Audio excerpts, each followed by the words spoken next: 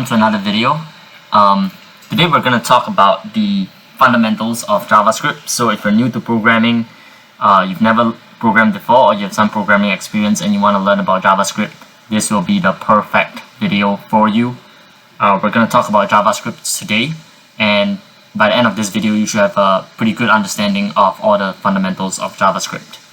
Without further ado, let's get going. So open up whatever code editor you want. I'm going to use Visual Studio Code. Go to your desktop, right click new file and create a js.html. JS stands for JavaScript. Basically I'm going to create a HTML file called JS so that y'all can see the JavaScript running in the browser. So before I start, I just want to point out that JavaScript is an interactive front-end language generally. It can be used on the back end as well, but for this particular tutorial, we'll just be concentrating on using it for the front end because it'll be a lot easier for beginners to understand. In addition, it's also a very popular programming language, so if you follow along, you'll be well equipped to make your own front end projects by the end of this. Now what you want to do is type the word script, and you should see that come out if you're using Visual Studio Code. If not, just type it out, the closing and ending tags, and in between these tags, we'll type in the JavaScript. So again, one more thing before I continue on is that this tutorial doesn't presuppose that you know HTML or CSS, so even if you don't know them, you can still follow along just fine.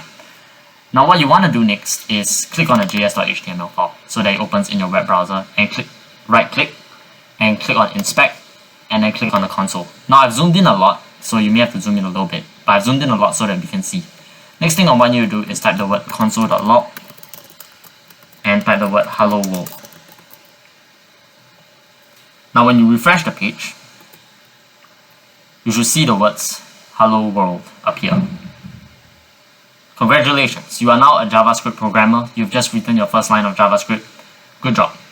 Now you can actually stop right here, but if you want to learn more about JavaScript, because you want to get a little bit better than just writing the word hello world, then you can just stick along. So the next thing I want you to do is type the statement variable x, y, z, and type a semicolon. Now the semicolon isn't necessary, but you can put it there or you cannot put it there, but you put it there just to show people that this is the end of a line, but it's not compulsory. Now the first thing what this does basically is that it defines these three variables: variable x, variable y, and variable z, so that you can use them in your program. The next thing you want to do is type x equals to 5. So now the variable x has been assigned the value of 5. And this brings us to our first concept: data stored in variables. So variable x is a variable, obviously, and it has a data type of 5. So if you console.log x, previously it was hello world, but now I've removed that console log, and instead of console.log x. So what do you think this will return? Now when I refresh the page, it should return 5, because it has been assigned a value of 5. Now I'll actually assign a value to y as well, and I'll actually assign the value 6. Now when I change this to y, it will console.log 6, because y equals to 6. Now I'll actually assign a value to z as well, but it will be a combination of x and y. Alright, and now I'll console.log the value z, and when I refresh the page, it should be 5 plus 6, which is 11. So that is correct. Now that we have covered the concept of data types, and as well as this particular thing, which I'll explain a little bit more, which is the addition of data, we will now move on to our next concept, which is data addition, as you guessed it. So we've already seen a bit of data addition here, whereby you get 11. But there are also other ways. So there's also multiplication, which is done by the asterisk sign. So x times y, which is 30. So when I refresh the page, I should see 30. Because again, I'm console.logging z, and z is x times y, and x is 5, y is 6. 5 times 6 equals to 30. And there you have it. There's also divide. So to make this easier, I'll go y over y slash x, which is the division sign. So 6 divided by 5, which is 1.2. So z should now be 1.2, and it is. Now I actually change this to minus. So 6 minus 5, that should be 1, and it is.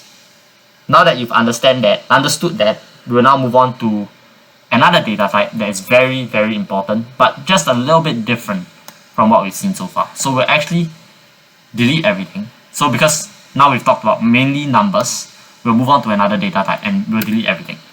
No worries, type the words with me. Variable x equals to John plus quotation marks space plus Doe. Semicolon, and you're done. So now, you have no idea what x is, so we'll just console log that to see what it is. And when you refresh the page, you get John Doe. So what did I do here? I added, just as you saw, three different data types. Three different pieces of data right here. John, an empty space, and Doe. And what I got was John Doe. Now, let's change this a bit, and you will see what I mean. Let's remove the plus, the space, and Doe, and change it to just John. Variable y equals to, let's just say Doe, and variable z will be space. So what I've just done is I've initialized three different variables with their respective data. So this data is called a string. A string is enclosed in quotation marks, and inside it can be whatever you want. Okay, it can be numbers, blah blah blah, but it can be words as well. But it's basically just a data type called string, and it can have a multitude of different things inside it. But for this example, we just put John. So if you just console log x now, and x is John, what you should get is John. Now if you try to concatenate these three things together, let's just call it name, you get x plus z plus y, actually, because z is the empty space. Now if you console log name, what you should get is John space Doe. And if I refresh the page, that's exactly what you get. So strings can be concatenated as well, or added, whatever, but you call it concatenate, typically, with the plus sign as well. And we see it right here. Okay? Moving on, the next concept is this concept of comments, which is very easy to understand.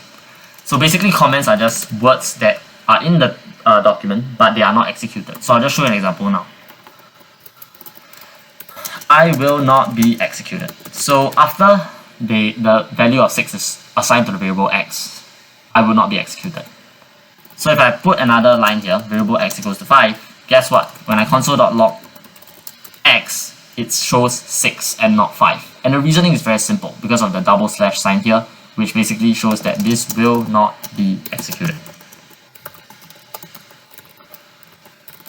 Okay, so it's 6, but if I take out the sign here and I remove this, or actually even if I still put this, okay, you know, I'll just remove it so that's not confusing. Now the console log changed to 5 because I reassigned the value. Whereas if I put the comments and change this to a comment instead of an actual line of code that's executed, it stays at 6. So that's comments. Now, before we move on, I just realized there was one particular operator I forgot to cover that's very, very important.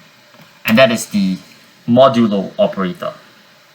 Okay, so we'll use the example of variable x equals to 5, variable y equals to 2, and now variable z, which is y modulo 2. So what is, modulo y, okay, or 5, the percentage sign, 2. So what this does is it gives the remainder of 5 over 2, which should be 1, right? 5 divided by 2, the remainder is 1, because, well, you can just work that out. So now, console.log z, what do you get? It should be 1, because this, again, the percentage sign returns the remainder of the first value when divided by the second one. So the remainder of 5 divided by 2 in this case, or x divided by y. So the answer should be 1, and it is. We can use another example, 20 and 5. Now this time it should be 0, because 20 divided by 5, the remainder is 0, because the answer is 4, and it is. So if you put 6, the remainder should be 2, because 20 divided by 6 is 3, with a remainder of 2, and the remainder is 2, so that's correct. Now there might be other operators that are important, but generally these are the main ones that I use on a consistent basis. So moving on, we'll do another operator, which is going to be very important for our next concept, or a concept that we will cover later on, called for loops. And these are the increment operators. So if I do this, and now I console log x. Wait, let me see. Okay, so let me explain what's going on. So x is now 5 at the start. When you put plus plus, it basically increments this by 1. So it adds 1 to this, and when you console log it, it now becomes 6. Right? Or you could do this. Okay, you know what? I won't do that. So now you get to see 6, right? Whereas if I didn't put this, it would still be 5. But if I put x plus plus, or just x plus plus once first, it'll be 6. If I put another x plus plus, and I refresh, it should be 7. And so on and so forth. Because every time this code runs, it increments the original value by 1. Now, another way to do this, or not another way to do this, but another operator is the minus minus. So it's basically working the same way but in the opposite direction. So now it reduces the value of x by 1. So it should be 4. And if you do it again, it should be 3. Hold up, give me a sec. And that's correct. Now, having done that, there's a few more final operators, then we'll move on, I promise. But basically this next one is the power sign, right? So we just create a new variable z, and we'll call it x2, and we'll console.log z, and that's 25. So basically what this does is it squares the value of x based on whatever number you give here. So if now it was 2, right, it will be 25. If you changed it to 3, it will be 125. And so on and so forth. If you change this to 3 and you change this to 2, so you're basically saying z equals to x to the power of 2. X in this case is 3, so this will be 9. And that's all. And if you changed it to, 3 to the power of 3, that works as well. It will be 27. Well, I actually didn't calculate that quickly enough in my head. Alright, cool. Moving on, we'll go to the power operator, which is z equals to math.power x2. And now we'll console.log z, and that's 9 as well. So this is kind of similar to what we did as well, but this is another way of doing it. I'll explain this in more detail in future videos maybe, but basically math is a library. This is a function within the library that you're calling, which I haven't explained yet, and x is basically the variable, and this is the power that you want to put it to. If you don't understand this fully, it's fine. I haven't touched it yet, so we'll actually move on. Okay, great. So just to recap on what we've talked about data types, so string. We've talked about numbers, and we've talked about the concatenation of these things, right? The concatenation, the division, the addition, the subtraction, addition, multiplication, power. Okay, so that's those are primarily the basics. Now we'll actually talk about our next major concept, or the next two major data types that you need to be familiar with, which are objects and arrays. So arrays are things like this. So let's just create a new variable called class. Okay, so class equals to SAAB, VOLVO, and BMW. And this is an array. An array is basically like a list. Now how do you access one of the values here? So what you want to do is console.log, and first we'll just console.log the whole array, and you can see that the entire array appears here. Now we'll just console.log the first value, right? And basically you get SAAB. By the way, I just realized something. Why is it 0 and not 1? Why is the first value 0? Okay, so in computer science, the first value is always 0, and the last value is always the length of the array minus 1, because this is 0, 1, 2. Okay, and basically now there are 3 values inside the array. Minus 1, that's 2. So 0, 1, 2. And if you want and if you went to put class and you reference the first value, you will get SAAB. If you want to reference the second value, you will put 1 and you will get VOLVO. That's correct. So again, this is how to access the values of an array. Now you can also actually change the values of the array. So let's just say you didn't want the first value to be a SAAB or a sub, however you call it. So you can put class 0 equals to, let's just call it Toyota. And when you refresh the page, okay, nothing happens, but you can console.log the whole array again, And there you go. The first value is now different. Okay, great. So now that we've talked about arrays, let's move on to objects.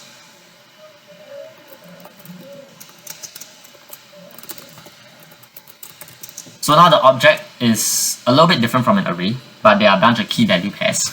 Just be patient, stay with me. It's not a hard concept to understand, and you'll definitely have no issue understanding it. Yeah. So the object with a first name key has the value Joe, and the last name key has the value Doe. Right? So again, this is like a person's name, and you're trying to split it up into the first and last name. Okay?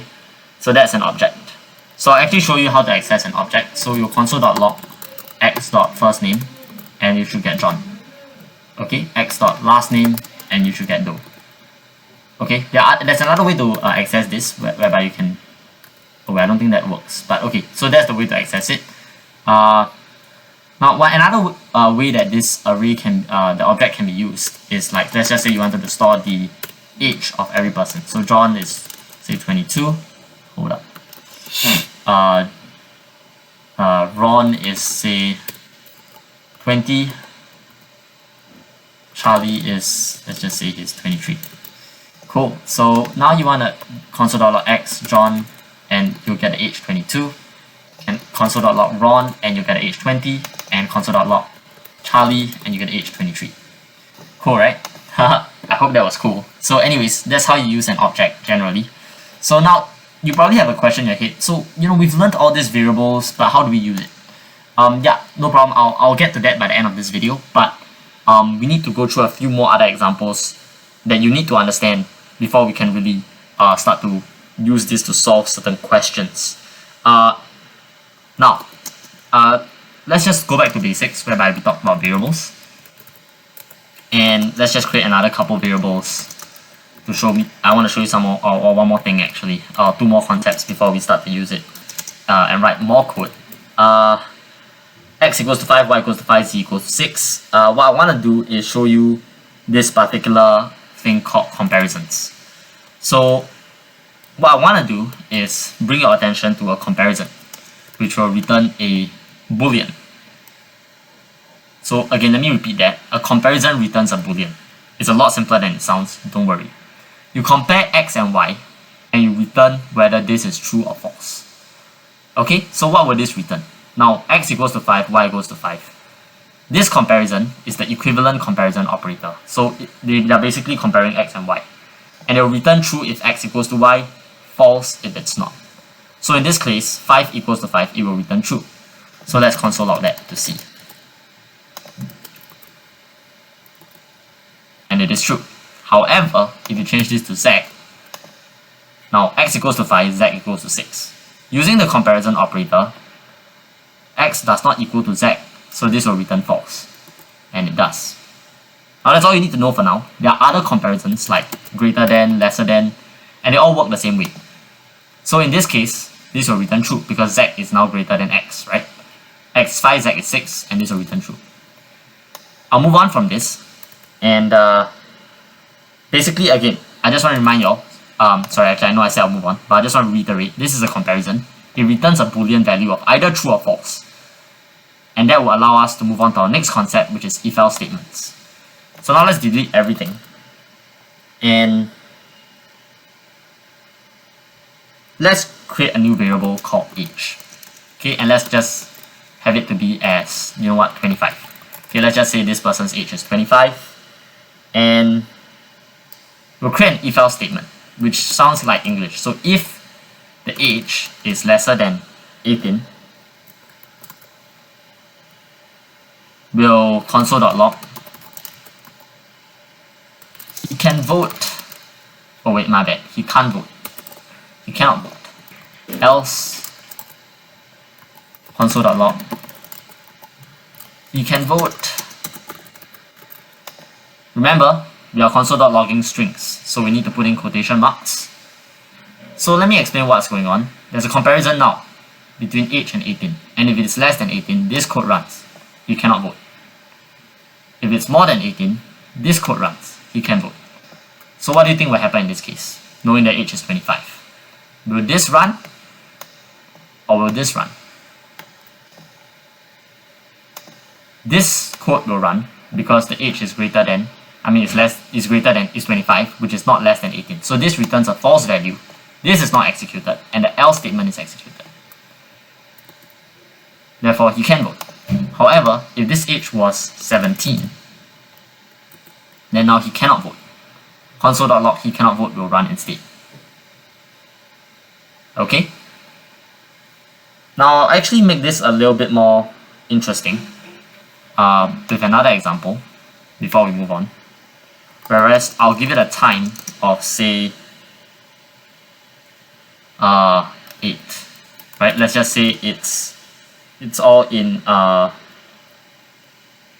time of the day, and this is 8 AM. So if the time is less than 10, we'll console.log good morning. Else if time is less than 20, we'll console.log good day. Oops. Else, oops. Remember to put in the curly brackets, by the way, these are curly brackets. Console.log good evening. Now, let me put in some semicolons. Y'all do realize that what will be console.log will change depending on the time. So basically, if this condition is met, console.log good morning. If this condition is met, or if this is true rather, this will be console.log. If both of these are untrue, then this will be console.log. So right now, time is equals to 8, which is less than 10. Hence, good morning will be console.log. That is correct. Now let's change it to 10, right? So now, is it less than 10? It's not. Is it less than 20? Yes, it is. Now, good day will be console.log. If I change this to 20, or let's just make it clearer, 22.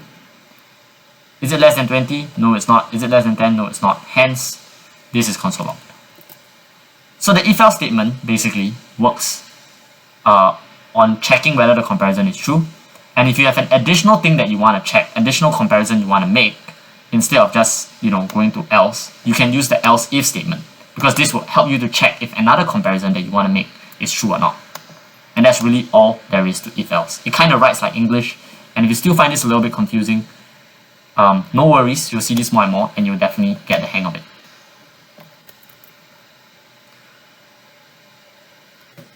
Now we'll talk about our next major concept, which is for loops. And we're really reaching the end of the JavaScript basics course here, so congrats if you've made it this far. So for I equals to, you just type and then I'll explain what's going on. I is less than 5, I plus plus, and text plus equals to, you know what, we'll actually use console.log. The number is, oops.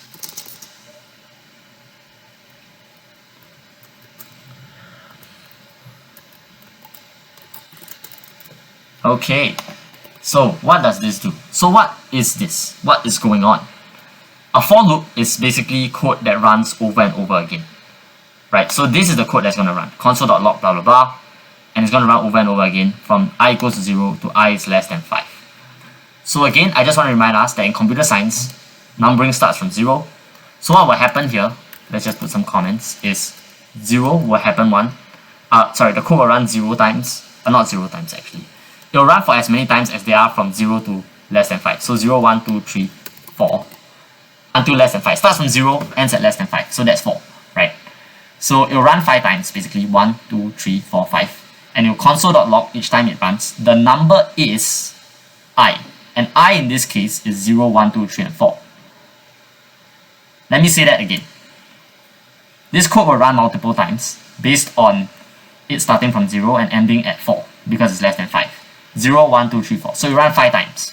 And each time it runs, it'll run console.log. The number is I. Okay? You'll show I. So it's either 0, 1, 2, 3, or 4. Depending on which iteration it is. And it will show this sign called break. Now I said you didn't have to know HTML, and I will make good on that promise. So basically, if you don't know what break is, it's basically a break between the lines. So it'll go to the next line. Now I'll actually show you what happens. Oh, actually break was not necessary, my bad. So, okay, sorry, ignore that. So, the number is plus I. Let's refresh that. So every time the code runs, based on the iteration number, the number is either 0, 1, 2, 3, or 4. And that's basically all there is to it to a for loop. It's a way to run code multiple times based on the number of iterations that you want. Now, you can use this in many different ways, but we won't get into that for now. So the next final thing that I want to go into is while loops. So while I is less than 10, console.log, the number is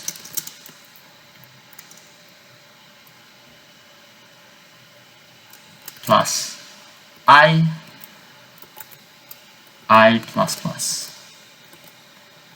Okay, I think we had a small error. So basically before this we have to define what I is. So let's just say I is 0.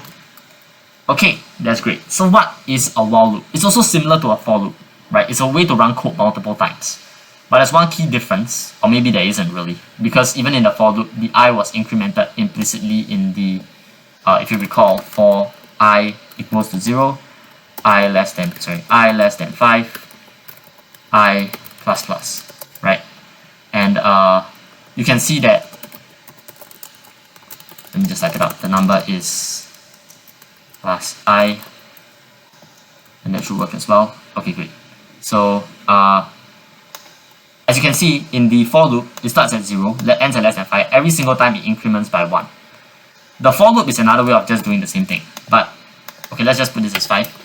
But the difference is that now the incrementation is done within the code, which is I++. And it's still a way to run code multiple times. Console.log, the number is plus I. And now if I refresh the page, you'll see that it's pretty much the same output. The number is 0, because I equals to 0 at the start. Whereas in this case, the for loop was defined here. For the while loop, you have to be defined outside of the while loop. And the number is 0, I++, number is 2, the number is 3, and number is 4. And every time it increments until it's 5, and then this condition, while I is less than 5, is no longer fulfilled, and the code stops running. And there you see the output. Now, whether you want to use a for loop or while loop is up to you, it's up to your personal taste, it's up to the problem in question. Now, there's a lot more to JavaScript, obviously, than what we've covered today. But today we've scratched the bare-bone fundamentals, and we'll be prepared to tackle more important problems in JavaScript. And if you want to start building your own JavaScript side projects or following tutorials to build it, be it those of my own or those that you find online, you are more than well equipped to do that. And if you've never programmed before, I certainly hope this video has helped you. With that said, thank you so much for watching. Have a good day.